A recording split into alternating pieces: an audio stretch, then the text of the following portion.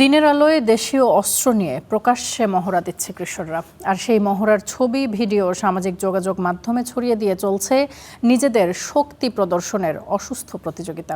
হবিগঞ্জ শহরে এখন আতঙ্কের নাম কিশোর গ্যাং। তবে শিগগিরই এসব অপরাধীদের আইনের আওতায় আনার আশ্বাস জেলা পুলিশের। হবিগঞ্জ শহরে প্রকাশ্যে দেশীয় অস্ত্র নিয়ে কিশোর গ্যাংয়ের মহড়া, যে ছবি সামাজিক যোগাযোগ মাধ্যমে প্রকাশ করে চলে নিজেদের শক্তিমত্তা জানান দেওয়ার অসুস্থ প্রতিযোগিতা।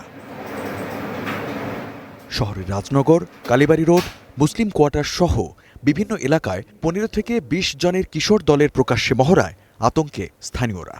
হবিগঞ্জে কিশোর গ্যাং যেভাবে বাড়ছে, প্রকাশ্যে অস্ত্র টস্ত্র নিয়ে যারা যেভাবে ঘোরাফেরা করতেছে, এতে শহরবাসী আতঙ্কিত।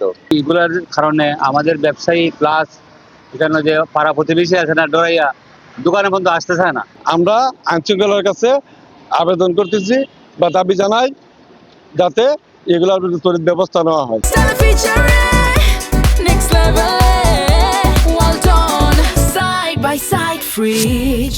গত ২৭ ফেব্রুয়ারি ভোরে শহরের রামকৃষ্ণ মিশন এলাকায় ঘটে ডাকাতির ঘটনাও। সব মিলিয়ে তাই নিরাপত্তাহীনতায় ভুগছেন সাধারণ মানুষ।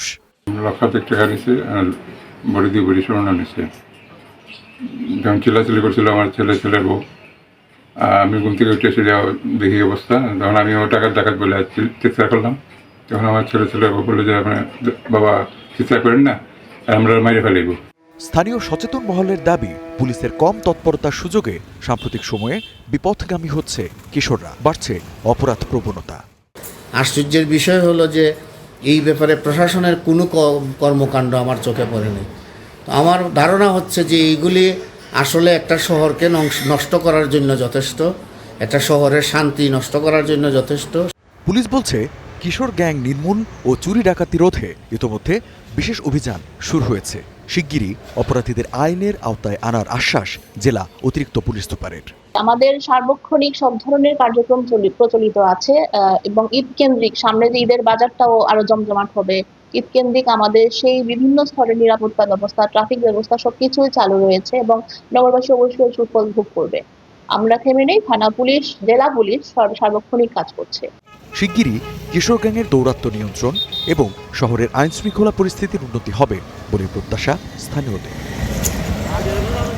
Desk report, star news.